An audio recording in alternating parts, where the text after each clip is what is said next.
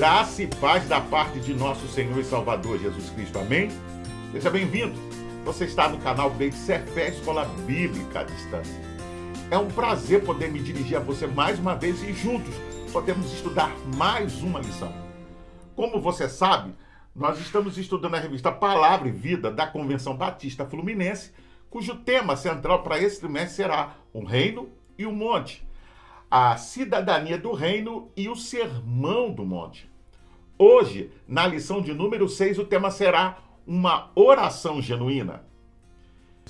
Estudamos na última exposição sobre o fato de que Deus conhece a intenção do nosso coração, o perigo da vaidade e a necessidade da integridade para com Deus. Após o exemplo das esmolas, Cristo ensina-nos a respeito da oração. A oração, ou orar, em suas mais diversas formas, é encontrada 370 vezes na Bíblia, de acordo com Strong. Toda vez que oramos, nós transformamos tudo. Nós transformamos a realidade em nossa volta. Segundo A.W. Tozer, devemos orar e continuar orando, veja, até começarmos a orar de verdade. Segundo o livro Estudos no Sermão do Monte, por Lloyd Jones, a oração é mais elevada realização do ser humano. É a sua mais nobre atitude. Nunca o homem se mostra tão grande como quando entra em comunhão, em contato com Deus. Já em seu livro O que é ser membro de uma igreja saudável, Fabit Anibuelei, creio ser esta a pronúncia correta, pastor da igreja do Rio Anacostia, em Washington, ao perguntar o que é ser um membro de uma igreja à luz das Escrituras, responde que entre as diversas marcas destaca-se a oração. Ou seja, ele diz, orar não é pleitear uma causa diante de Deus, mas pensar os pensamentos de Deus, a maneira de Deus. Ou seja, não oramos a um Deus que está indisposto, mas um Deus que está atento às nossas orações. Para dar início ao nosso estudo, eu convido você a abrir a sua Bíblia e acompanhar comigo juntos o texto em Mateus capítulo 6, verso 5. E quando vocês orarem, não sejam como os hipócritas. Eles gostam de ficar orando em pé nas sinagogas e nas esquinas, a fim de serem vistos pelos outros. Eu lhes asseguro que eles já receberam sua plena recompensa. Estamos diante de um contexto que adverte contra o erro de fazer da oração um balbuciar ininteligível, como é feito pelos pagãos. Segundo Tasker, vãs repetições foi uma tentativa de traduzir a palavra grega que Tyndale traduziu por tagarelês demais. A Vulgata traduziu por multiloque, que Knox verteu para useis muitas frases. A velha versão siríaca a entende no sentido de não digais coisas ociosas. Desta forma, parece provável que a palavra indica mais o falar sem sentido do que o falar repetitivo. Mais uma vez, Jesus mostra o esforço dos hipócritas para impressionar os homens. Porém, devemos tomar cuidado com o contexto no verso 6 e achar que devemos orar somente no quarto. Não existe direcionamento para isso. Mais uma vez, está ligado ao fato da vaidade humana de desejar holofotes. Existe uma advertência de se tentar controlar a Deus para se obter vantagem egoísta. Além disso, não há uma proibição à sincera repetição. No Getsemane, por exemplo, Jesus orou 3 vezes dizendo as mesmas palavras. Você pode conferir isso lendo em Mateus 26, verso 44. Precisamos entender que não é o muito falar, não é informar a Deus, porque Ele já sabe o que falaremos antes de falarmos. O antigo, hipócritas e gentios, e o novo, discípulos de Cristo. Por Cristo ser o novo legislador de nossas vidas, temos interpretações e discernimentos a respeito da conduta ideal aos discípulos. Sabemos que o Senhor Jesus difere até mesmo dos rabinos. O Evangelho de Mateus não pode ser humilhado à posição de um documento judaico, porque foi escrito quando o cristianismo já tinha 50 anos. De fato, visava ser um manual de instrução cristã. Nele, um padrão de conduta mais elevado é estabelecido. Jesus está penetrando o coração dos seus discípulos com espiritualidade. Vai além de dogmas estabelecidos pelos rabinos e está acima da prática de líderes religiosos de cada tempo. Uma oração que não estabelece intimidade e contato genuíno com Deus é inútil. Jesus presume que seus seguidores deem esmola e orem, e insiste repelindo a motivação errada. Antes de continuar, vamos ler a Bíblia em Mateus capítulo 6, verso 6. Tu, porém, quando orares, entra no teu quarto e fechada a porta, orarás a teu pai, que está em secreto, e teu pai, que vê em secreto, te recompensará. Segundo o livro O Evangelho segundo Mateus, introdução e comentário por Tasker, a palavra grega traduzida para quarto era empregada para designar a sala-depósito, onde podiam guardar-se os tesouros. Assim, a implicação pode ser de que no quarto íntimo em que o cristão ora, normalmente já existem tesouros à sua espera, sobre os quais pode sacar e aos quais pode acrescentar. Para Jesus, a oração era antes uma continuidade, uma retirada do tesouro espiritual acumulado em imperecível, para alcançar além dali, chegando a Deus. Já para William Hendrickson, a ideia não é que deve haver um cômodo separado para a oração. Veja, o sentido é o seguinte: se há um cômodo privativo, então use esse para a sua oração particular. Se não, escolhe um canto bem discreto. Não procure ser notado. Entretanto, a ênfase principal nem mesmo é o lugar da oração, e sim a atitude na mente e coração. O pensamento subjacente real não é o secreto, e sim a sinceridade. A razão de mencionar o lugar secreto é que o adorador sincero e humilde, alguém que não está interessado em mostrar-se publicamente com o fim de realçar o seu prestígio, encontrará um recanto isolado como o mais apropriado para suas devoções. Ali é onde ele pode deixar fora o mundo e estar sozinho com o seu Deus. O fechar a porta faz que o lugar secreto seja ainda mais secreto. Quanto ao objeto da oração, ou seja, o Pai, ele não só vê em secreto, mas ele também abençoa. O que deve caracterizar nossas orações? Jesus menciona-os: integridade diante de Deus. E os pagãos acreditavam que, repetindo muitas vezes o nome de seu Deus, seriam atendidos.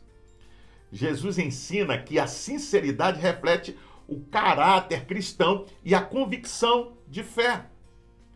Como lemos em Hebreus capítulo 10, verso 22, diz assim: assim aproximemo-nos de Deus com um coração sincero e com plena convicção de fé, tendo os corações aspergidos para nos purificar de uma consciência culpada e os nossos corpos lavados com água pura.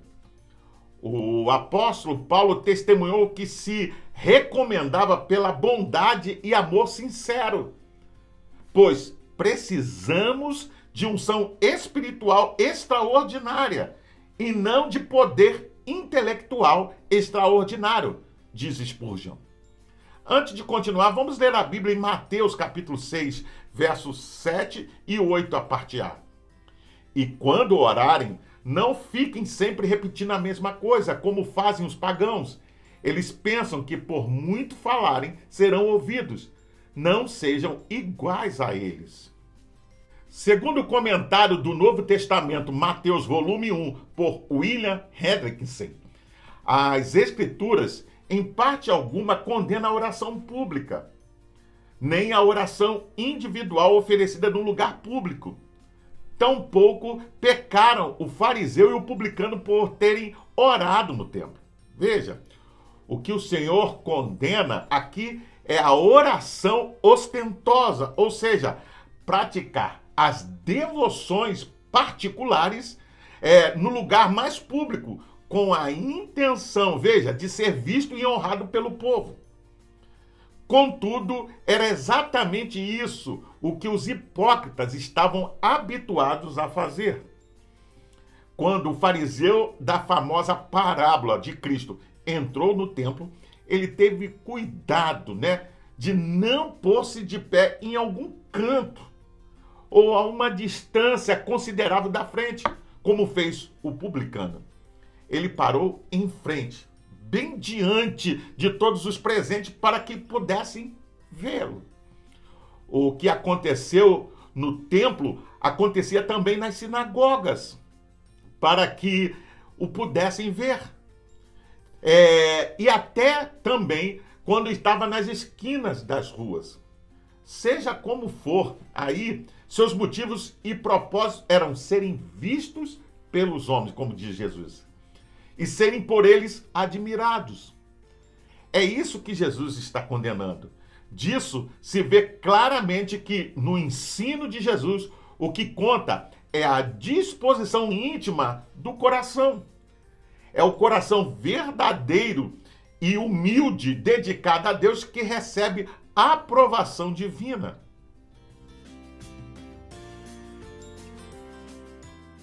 Em Lucas capítulo 18, verso 1 a 8, na parábola do juiz Inico, aprendemos que não podemos desanimar diante das intempéries da vida. Analisando Mateus capítulo 6, verso 7 a 8 e Lucas 18, do verso 1 a 8, podemos chegar à conclusão de que o que importa não é o tamanho da oração, e sim a atitude do coração. Além disso, orar sem cessar é imperativo. Muitos têm a tendência de desistir de orar. Pressionados pelas circunstâncias, tendem a jogar a toalha. Mas nós, veja, que pertencemos ao reino de Deus, precisamos perseverar. Jesus ensina a olhar para Deus como Pai. Ele diz: orarás a teu Pai, pois o mesmo Pai que recompensa é o que conhece as nossas necessidades. Antes de continuar, vamos ler a Bíblia em Mateus capítulo 6, verso 8. Lembre-se, seu Pai sabe exatamente o que vocês precisam, até mesmo antes que vocês peçam a Ele. Muitas pessoas pensam que tem de explicar a Deus detalhadamente a situação para que Ele entenda. Jesus nos lembra que não devemos nos aproximar do Pai com a ideia de que Ele está desinformado, ou seja, completamente ignorante das nossas necessidades. Ao contrário, antes mesmo que comecemos a orar, o Pai conhece as nossas necessidades. Talvez você possa perguntar: então por que eu devo orar? Por que eu devo fazer alguma oração? Jesus não estava condenando a ação de derramar o coração perante a Deus ou perante ao Pai, nem mesmo quando esse ato contém uma breve declaração de certos fatos já conhecidos por Deus. Assim como os pais terrenos entendem um filho tão plenamente e sabem de suas necessidades, melhor que qualquer estranho. Da mesma forma, ocorre com o Pai Celestial. Aquele que ora, seguindo a disposição correta do coração e mente, é abençoado. Teu Pai, que vem em secreto, te recompensará. O homem que assim ora tem paz de coração e mente. Ele terá consciência de que o Pai, em seu grande amor, ou seu amor infinito, dará ao suplicante tudo quanto é melhor para ele e para todos aqueles que são objetos de sua oração. Ele também estará consciente, veja, de que este mesmo Pai é capaz de fazer infinitamente mais do que tudo que pedimos ou imaginamos ou pensamos.